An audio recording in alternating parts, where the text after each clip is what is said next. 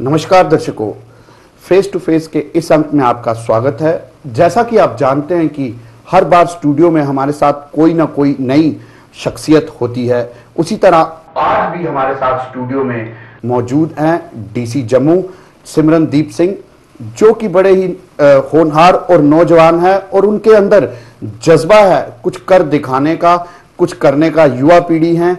आइए आज जानते हैं उनसे कि किस तरीके से जम्मू को वो एक अच्छा डिस्ट्रिक्ट बनाना चाहते हैं और क्या क्या अपनी सर्विसेज को सर्व करके जम्मू को बढ़िया करना चाहते हैं। जी सिमरन जी, आपका हमारे स्टूडियो में स्वागत है। Thank you. सिमरन जी, सबसे पहले मैं आपसे ये जानना चाहूंगा कि जब आपने सुना कि मुझे जम्मू डिस्ट्रिक्ट का डीसी बनाया गया है, तो आपके जहन में सबसे पहली बात क्या आई कि जम्मू के लिए क्या किया जाए जो उसके लिए बहुत अच्छा हो? देखिए, जब जम्मू का डीसी लगना एक बहुत प्रेस्टिजियस अपॉइंटमेंट मानी जाती है हमारी स्टेट में जी। और जब मैं डीसी जम्मू लगा तो जो सबसे मेजर चीज़ मेरे दिमाग में थी वो ये था कि द चैलेंज ऑफ नंबर्स जी। क्योंकि जम्मू में लगभग 16 लाख आबादी है और आबादी के हिसाब से हमारे स्टेट का सबसे बड़ा ज़िला है जी। तो यहाँ पर सबसे बड़े इशू जो मुझे मेरे सामने ये थे कि इतने बड़े नंबर्स को एडमिनिस्ट्रेशन देना, लोगों की डिमांड्स, लोगों की एस्पिरेशंस पे उतर पाना और कैसे इतने बड़े नंबर को कन्विंस करना कि सिस्टम जो है वो फेयर है, ट्रांसपेरेंट है और उनकी आवाज़ पहुंच पा रही है जी। वो मेरे लिए सबसे बड़ा इशू था, चैलेंज था, जो आज भी है। जी बिल्कुल। जी सिमरन जी, एक और अहम चीज़ आपसे ये पूछना चाहूँगा कि क्या लगता है कि आप जम्मू को किस तरीके से देखना चाहते हैं इस समय? मेरा कहने का मतलब कि कैसा जम्मू आपकी जहन में है, किस तरीके से आप उसको बनाना चाहते हैं? जम्मू में बहुत सारे स्टेक होल्डर्स हैं जी। और एडमिनिस्ट्रेशन की तरफ से भी यहाँ पर बहुत सारे स्टेक होल्डर्स हैं। ये हमारी कैपिटल सिटी है और जो मैं एज अ डिप्टी कमिश्नर समझता हूँ कि जम्मू एक de facto role model city हो पूरी स्टेट के लिए। यहाँ पर जो चीज़ें एक आम छोटे शहर में केओस का कारण बनती हैं, जैसे मानसून आता है तो आप देखते हैं कि नालों से पानी निकल रहा है, प्रॉपर ड्रेनेज नहीं हो रही है जी। एक वो इशू बनता है। पार्किंग की इशू रहते हैं। उसके बाद एक पॉलीथीन के खिलाफ फाइट है कि पॉलीथीन बैन होना चाहिए, बंद होना चाहिए। जी बिल्कुल। तो ये सब चीज़ें जो एक अच्छी रोल मॉडल सिटी में होनी चाहिए, वो चीज़ें जम्मू में होनी चाहिए जी। और वैसी ही हमारी प्लानिंग हो, वैसी ही जो यहाँ पर तमाम एजेंसीज हैं उनका कोऑर्डिनेशन हो, वो एक अगर हम डेवलप कर पाएँ तो मैं समझता हूँ। क्या सिमरन जी, ये एक इम्पॉर्टेंट और अहम मुद्दा नहीं है कि हमारे जम्मू डिस्ट्रिक्ट में टूरिज्म का पोटेंशियल बहुत ज़्यादा है और उसको भी बूस्ट किया जाए ताकि लोगों की डाइवर्शन जो है जम्मू डिस्ट्रिक्ट की तरफ भी, जो थोड़ी सी हट गई थी सीधा कटरा में ट्रेन जाने से, वो दोबारा से शुरू हो? नहीं, वो आप बिल्कुल सही कह रहे हैं कि इश्यूज तो बहुत सारे हैं। मतलब आपने बड़ा पर्टिनेंट पॉइंट उठाया कि टूरिज्म कटरा ट्रेन जाने से थोड़ा सा यहाँ ऐसा मानना है कि कम हुआ है। अभी भी जम्मू की टूरिज्म इंडस्ट्री को इंस्टीट्यूशनलाइज करने के लिए, उसको एक फॉर्मल तरीके से प्रमोट करने का कोई अभी कुछ कॉन्सेप्ट नहीं है। ये जो चल रहा है टूरिज्म, ये अपने आप जो टूरिस्ट आ रहा है। बिल्कुल सही। कहीं ना कहीं एक एडमिनिस्ट्रेटर के लिए प्रॉब्लम ये रहती है जम्मू में कि जम्मू एक बहुत ही ओवरबर्डन्ड सिटी है फॉर एडमिनिस्ट्रेटर्स। यहाँ पर इतने ज्यादा अधिकारी हैं तब भी हर अधिकारी व्यस्त है जी। तो जो ये इश्यूज हैं जो हमेशा पब्लिक के इशू रहते हैं, जो आपके माध्यम से बाहर आते हैं जी, इन इश्यूज पे शायद कोई कभी ध्यान ही नहीं दे पाता क्योंकि सारा प्रशासन ऐसे ऐसे कामों में व्यस्त है कि जो उनका मोस्ट प्रोडक्टिव टाइम जो है वो उधर लग जाता है। बिल्कुल सही है ना। तो अब जैसे आपने ऐसी बात छेड़ी, टूरिज्म को अगर उठाएं तो हम अमरनाथ यात्रा यहाँ चलती है जी, 2 महीने 2-2.5 महीने। अमरनाथ यात्रा में हमारे पास एक कैप्टिव टूरिज्म होता है जो लोग हम यात्री निवास में रखते हैं जी। हमारे पास लगभग 15 दिन जो थे जुलाई के पहले 15 दिन, उसमें लगातार जम्मू में 7-8 हज़ार टूरिस्ट फ्लोट कर रहा था जी, जो यात्रा के लिए आगे जाता है। बिल्कुल सही। यात्रा के लिए तो अगर आप देखें हमारे पास कोई ऐसा प्लान नहीं था, हमारे पास कोई ऐसा इनिशिएटिव नहीं था कि उस 7-8 हज़ार यात्री को हम किस तरह से यूज़ कर पाएँ। जी, हमारे पास रघुनाथ बाजार है, रघुनाथ मंदिर है, बागे बहू है, कई ऐसी डेस्टिनेशन हैं जी डीसी साहब, क्योंकि आप जम्मू डिस्ट्रिक्ट के डीसी हैं और सारे डिपार्टमेंट्स में आपकी ना चाहते हुए भी इन्वॉल्वमेंट रहती है। तो क्या ऐसा नहीं कि जैसे आपने कहा 2 महीने जो है अमरनाथ यात्रा चलती है, तो कुछ ऐसे पैम्फलेट्स वहाँ पे बंटवा दिए जाते जो हमारी जम्मू डिस्ट्रिक्ट की डेस्टिनेशंस हैं उन पे वो उनको प्रमोट करती, और ना चाहते हुए 100 में से अगर 10 आदमी भी जाते तो अपने आप टूरिज्म जो है थोड़ा बहुत बूस्ट होता।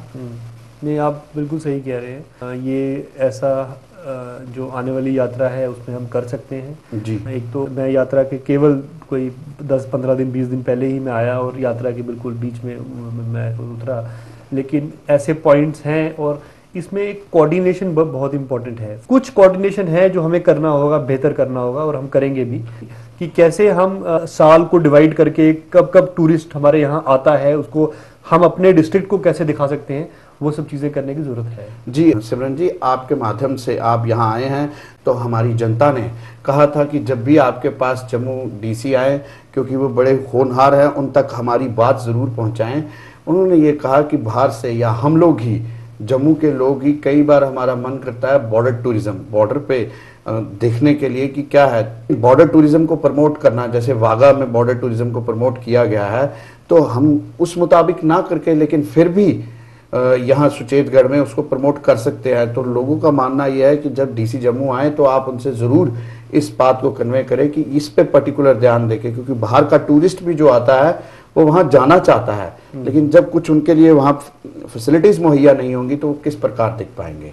नहीं, आप बिल्कुल आप सही बात कह रहे हैं और आपने ये अच्छा पॉइंट दिया है। मेरे भी दिमाग में ये पॉइंट रहा है। मैंने वाघा की वो जो इवनिंग सेरेमनीज देखी हैं खुद, और वो तो एक अपने आप में एक इंडिया की एक वो है छवि है। हाँ, इंडिया की एक प्रेजेंट करने वाली चीज़ है। और ऐसा यहाँ भी हो सकता है, चलो इस टाइप की सेरेमनी ना हो लेकिन वो नज़ारा देखने में ही एक अलग एक अट्रैक्शन, अलग फीलिंग है। यस, लोकल बच्चों ने वो चीज नहीं देखी होगी। जी बिल्कुल। They know there is a country known as Pakistan, जी, they must be knowing in the books, but to actually get a feel standing at that international border and seeing the other country on the other side, their posts, their flag, their everything, it's a different taste altogether. Let me tell you, as a student, when I also used to, हम जब ये सुनते थे कि यहाँ पर China है,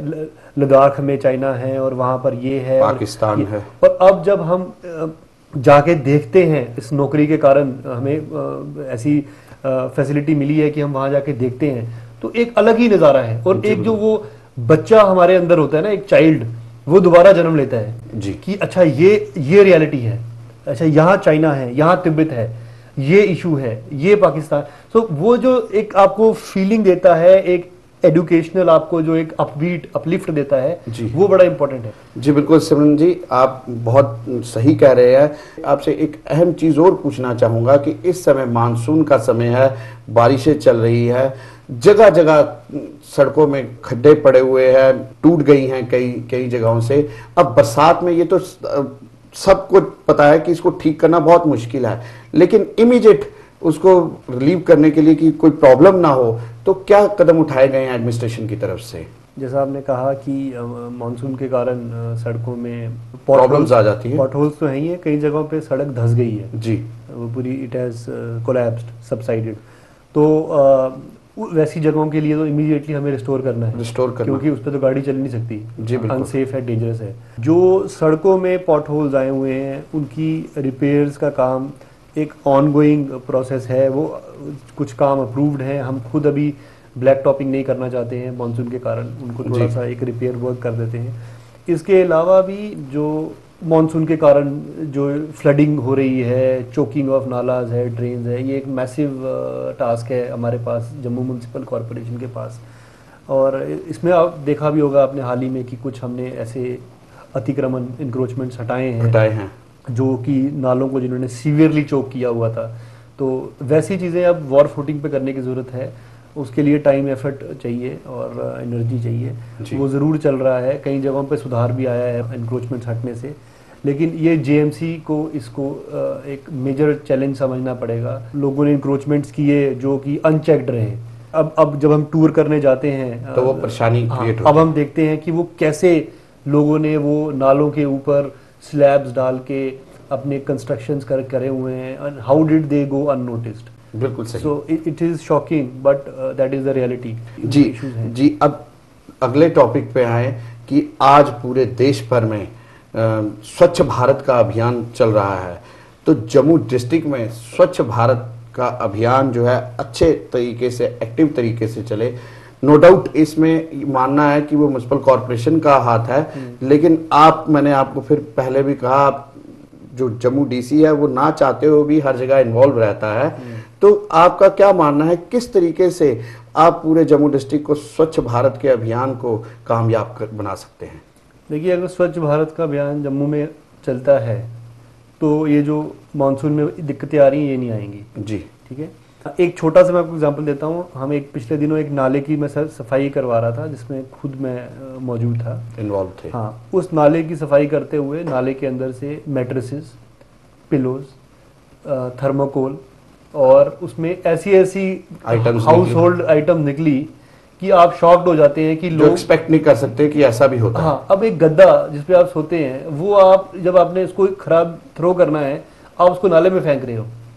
मतलब ये अब कि कहाँ का हम स्वच्छ भारत, ये हर घर से, जब तक हमारे दिमाग स्वच्छ नहीं होंगे जी, हम कोई भी एडमिनिस्ट्रेशन ये अभियान चला नहीं सकता, नहीं चला सकता। और किसी भी एडमिनिस्ट्रेशन के बस में ही नहीं है इस अभियान को चलाना, जब तक लोग जो हैं अपने मेंटल जो क्लिनजिंग अपने जहन को ना स्वच्छ करें, उसको स्वच्छ ना करें और रिस्पॉन्सिबल ना बने। जी ठीक है। अगर आप ये सोच लें कि मेरे एक गद्दा फेंकने से कुछ नहीं होगा और सभी लोग यही सोच के फेंके, तो फिर ये जो बाढ़ आ रही है, ये जो चोकिंग ऑफ नालाज और घरों में गंद आ रहा है जी, ये उसी की देन है। उसी की देन है। ये आपके पड़ोसी की देन आपको मिल रही है, आपकी देन आपके आगे वाले को मिल रही है। इसमें कोई दूसरी राय नहीं। सिमरन जी, आपने बहुत बढ़िया बात कही। अब मैं चाहूंगा कि हमारे दर्शक आपको देख रहे हैं, क्या कोई मैसेज देना चाहते हैं कि अपने डिस्ट्रिक्ट जम्मू को एक अच्छा डिस्ट्रिक्ट बनाने के लिए, ताकि उनका सहयोग भी आपसे शाना बिशाना हो? क्या मैसेज देना चाहते हैं? मेरा एक ही मैसेज है कि जम्मू डिस्ट्रिक्ट में कोई भी प्रशासन तब तक कामयाब नहीं हो सकता जब तक लोग जो हैं वो रिस्पॉन्सिबल ना बने। जी, आप किसी भी अधिकारी को यहाँ पर प्रशासनिक अधिकारी बना दें, आप तब तक चीज़ें सुधार नहीं होंगी जब तक हम लोगों का कॉर्ड स्ट्राइक ना करें और उनको ना बोलें कि be responsible, these are the duties you are expected to do. And मैं ये समझूंगा कि स्कूलों में हमारे टीचर्स इसको एक चैलेंज लें to educate the student community in the schools कि भैया ये चीज़ें हैं which are responsible for the cause of floods in Jammu city. जी. And while teaching floods, they should tell our municipality and us, we should share it with the schools. जी. कि these were the reasons for the floods. क्योंकि हर बच्चे ने अपने गली मोहल्ले में देखा कि बाढ़ आई। जी सिमरन जी, समय की नज़ाकत को देखते हुए एक आखिरी और बड़ा अहम प्रश्न आपसे पूछूंगा कि नौजवान तबका जो है आज नशे की तरफ बढ़ रहा है, उस नशे पे खासकर जम्मू डिस्ट्रिक्ट में, क्योंकि आप एडमिनिस्ट्रेटिव हेड हैं जम्मू डिस्ट्रिक्ट के, उस पे निकेल लगाने के लिए क्या क्या ऐसे कदम उठाए गए हैं या उठाए जाएंगे?